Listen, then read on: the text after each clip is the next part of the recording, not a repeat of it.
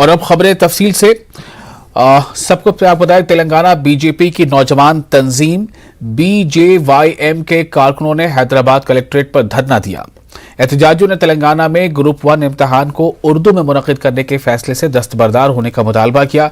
एहतजाजियों ने एक तबके को फायदा पहुंचाने के लिए ग्रुप 1 इम्तिहान उर्दू में मुनक्किद करने का तेलंगाना हुकूमत पर इल्जाम लगाया।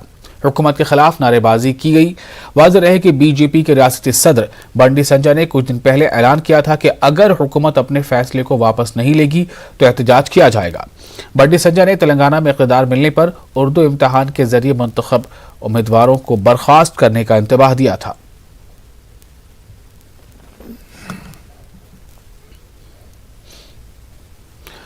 पेट्रोल और डीजल की कीमतों में इजाफे से परेशान गाड़ियों के मालिकान को तेलंगाना हुकूमत ने ट्रांसपोर्ट टैक्स के नाम पर जबरदस्त झटका दिया है। हुकूमत ने गाड़ियों की खरीदी के वक्त वसूल किए जाने वाले लाइफ टैक्स के चार्जेस में इजाफा कर दिया है। गाड़ियों के लाइफ टैक्स को 2% से बढ़ाकर 4% कर दिया गया है। इसके लिए 3 शेड्यूल तब्दील किए गए हैं। शेड्यूल 3, 4 और 7 में तरमीम की गई है। महकमे ट्रांसपोर्ट के खुसूसी chief secretary Sunil Sharma GO जारी उन्होंने कर दिया है। यह अहकामात पीर से नाफिजुल अमल हो गए हैं। नए टैक्स के मुताबिक गाड़ियों की तकसीम के मुताबिक 3,000 रुपए से 1.20 लाख यानी कि 1,20,000 रुपए तक इजाफी चार्जेस लिए जाएंगे। लाइफ टैक्स में इजाफे से हुकूमत को 1,200 करोड़ से रुपए से सालाना आमदनी होने का इम्कान है। 2 पहिया, 3 पहिया और 4 पहिया वाली गाड़ियों के लाइफ टैक्स में 9 मई से इजाफा हो गया। अब तक 1 लाख रुपए तक की 2 पहिया वाली गाड़ी पर 9,000 रुपए लाइफ टैक्स वसूल किया जाता था, लेकिन अब चार्जेस में इजाफे के बाद 12,000 रुपए वसूल किए जा रहे हैं। 10 लाख रुपए तक की 4 पहिया वाली गाड़ी पर 1,20,000 लाइफ टैक्स वसूल किया जाता था, लेकिन अब 1,40,000 रुपए वसूल किए जा रहे हैं।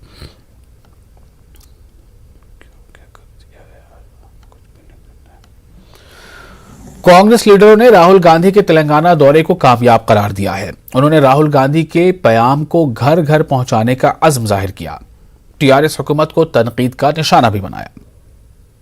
किसान का कर्जा 2 लाख तक माफ करेंगे और मिनिमम सपोर्ट प्राइस 2,500 रुपए देंगे और पोर्टेबल मूल भी उसके वास्ते भी हम काम करेंगे।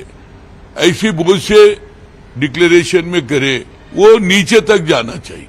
नीचे तक जाना है तो हैदराबाद में बैठ के बिरयानी खाएंगे या नहीं तो ईरानी चाय पिए तो नहीं चलता। गांव को जाओ बोले तो फिर इस वजह से हमारे लीडर के बात पे लीडर का वो इतना तक बोले, ये भरोसा हम खाली नहीं बोलते, हम इम्प्लीमेंट करते। हमारी माता जी भी तेलंगाना दे तू बोले, सोनिया गांधी दी नहीं दी, वैसे आप भी गांव को जाइए।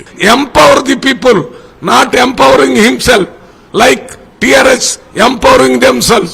Mr. KCR is CM, his son is minister, his son-in-law is another minister, another son-in-law is chairman of the planning commission, daughter is MLC. What is this? You empower yourself by this Telangana. You have forgotten to empower the people, all unemployed youth. Telangana हुकूमत की कई मुनफरद फलाही स्कीमें हैं। इनमें एक आसरा pension है। तेलंगाना हुकूमत रियासत के 57 साल से ज्यादा उम्र बुजुर्ग शहरियों को हर महीने 2,000 रुपए पेंशन दे रही है। इस पेंशन का नाम आसरा पेंशन रखा गया है। हुकूमत के आदाद शुमार के मुताबिक तकरीबन 40 लाख अफराद आसरा पेंशन से इस्तेफादा कर रहे हैं। बुजुर्ग, तनहा रहने वाले, बेवा, माजूर और एड्स के मरीज भी शामिल हैं। इस स्कीम के तहत बुजुर्गों को हर महीने 2,000 रुपए दिए जाते हैं। रकम रास्त इस्तेफादा कुनंदगान के बैंक अकाउंट में जमा होती है। पहले यह रकम 200 रुपए थी, इसके 1000 हुई और अब 2000 हो गई है। इस्तेफादा कुनंदगान ने तेलंगाना के वज़ीर आला से इजहार तशक्कुर किया है। 1000 रुपए देते थे और वो इलेक्शन होने के बाद 2,016 रुपए दे रहे। अब तो ठीक है, मैं मंडल में काम करती, महाराष्ट्र मंडल स्कूल में काम करती, 2,000-3,000 मिलता। अब तो सुकून है, चलेंगे, किराया भरती, खर्च होता आने दो। फिर KCR आना बोल के मैं प्रार्थना करती हूँ। बहुत अच्छा करता भी, क्या करेंगे अपन तक भी। 2016 TRS మీరు ఏం చేస్తారు? కూలి పని చేస్తాం. అయితే ఈ పెన్షన్ వల్ల మీకు ఏమైనా హెల్ప్ జరుగుతుందా? అవును, పని దొరుకుతలే కదా మాకు, ఖర్చులకు దానికి హెల్ప్ అవుతుంది. మళ్ళీ ఫస్ట్ 1000 రూపాయలు ఇస్తుండే, ఇప్పుడు మళ్ళా 2000 ఇస్తాడు. మంచిగా ఉన్నాము. ఆ కేసీఆర్ పుణ్యాన ఏదో చేతగానమో ఒక బుక్కడి పడినాం ఆయన దయ్యతో. ఇక అవి నడుస్తుంది, గోళీలు తెచ్చుకుంటున్నాం, ఇంత బుక్కడంత తింటున్నాం. నాకైతే కొడుకులు లేరు. ఇక సరిపోతున్నాయి అంటే ఇక గోళీలు అయితే వస్తున్నాయి అంతే. గోళీలు వేసుకుంటానికి దొరుకుతున్నాయి. ఇక అన్నం తీసేసేయి కానీ మాకు 200 కడికెళ్ళి వస్తుంది. సర్వ్ చేసుకుంటే సరిపోతాయి కానీ ఇంకెక్కువ అడగాలనుకుంటున్నాం కానీ ఎక్కువ ఇస్తే కూడా పుణ్యమే ఉంటుంది. मुल्क की नई सियासत तेलंगाना ने 8 साल में कई कारनामा अंजाम दिया है और तेलंगाना हुकूमत ने गरीब लॉन्ड्री शॉप, धोबी और हेयर कटिंग और ड्राई क्लीन की दुकानों को मुफ्त बिजली दे रही है। तेलंगाना हुकूमत की जानिब से हर महीने 250 यूनिट बिजली मुफ्त दी जा रही है। हैदराबाद में एक लॉन्ड्री शॉप के मालिक शंकर ने बिजली मुफ्त देने पर वज़ीर आला केसीआर से इज़हार तशक्कुर किया है। उन्होंने कहा कि तेलंगाना रियासत आने के बाद पीने के पानी और बिजली की सप्लाई में कोई खलल नहीं आ रहा है। हुकूमत ने गरीबों के लिए अच्छी सहूलत फराहम की है। मुफ्त बिजली की वजह से गरीब खानदान को बिजली का बिल अदा नहीं करना पड़ रहा है। तेलंगाना गवर्नमेंट मेरे को करंट फ्री दी। मैं रोज के जो है 100-200 रुपए कमाता था, वो बच जा रहे मेरे को। नहीं तो करंट में मेरे को 1500 जा रहे थे। केसीआर साहब की सहूलत से हमारे को पूरा जो है इंतजाम करके हमारे को करंट फ्री दिए और लिहाजा पानी भी हमारे को पीने को तकलीफ था पहले गवर्नमेंट, अब पीने का पानी भी अच्छा दे रहे हमारे को। हर चीज की सहूलत है तेलंगाना गवर्नमेंट में, हर चीज की सहूलत है। केसीआर साहब 100 साल जीने दो, हमारे लिए बहुत अच्छा काम करे और हम गरीबों के लिए बहुत अच्छा काम करे। उन्होंने पावर जो है दिन तमाम जो है 4-5 घंटे जाता था, अब जो पावर जाने का बात ही नहीं, पावर आराम से आ रहा, सुबह शाम हर वक्त पावर आ रहा और बहुत सहूलत है हमारे को। तेलंगाना गवर्नमेंट से तो बहुत सहूलत है, पहले की गवर्नमेंट से तो ये गवर्नमेंट बहुत सहूलत दिया हमारे को। जो वादा किए उन्होंने पूरा किए। మాకు ఇంతకుముందు లైట్ బిల్లు 1000-1500 వస్తుండే, ఇప్పుడు తగ్గింది. కేసీఆర్ సార్ తగ్గించాడు, మొత్తం మాఫ్ చేశాడు మొత్తం. మేము ఇదే పని చేసుకొని బతుకుతాం. तेलंगाना के जिला निजामाबाद में सड़क हादसा पेश आया। इस हादसे में एक ही खानदान के 3 अफराद हलाक हो गए। हादसा कमरपल्ली के करीब मंगल के सुबह पेश आया। तेज रफ्तार कार के ड्राइवर ने कंट्रोल खो दिया और कार 2 व्हीलर से टकरा गई।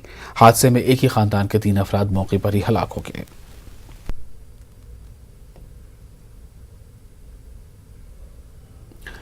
हैदराबाद के एक ज़राई मुहक्किक बरसों से एप्पल मिशन पर हैं।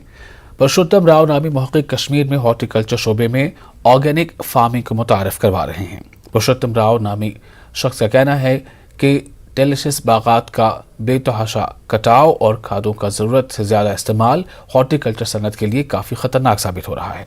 पेश है हमारे सीनियर कॉरेस्पॉन्डेंट मुदस्सर कादरी की ये रिपोर्ट।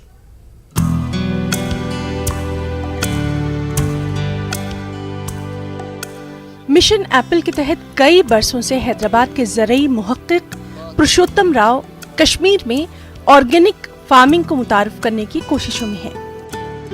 पुरुषोत्तम राव के मुताबिक सेब की पैदावार के लिए कश्मीर की आबोहवा काफी मुवाफिक है। कश्मीर का सेब दुनिया भर में सर-ए-फहरिस्त है।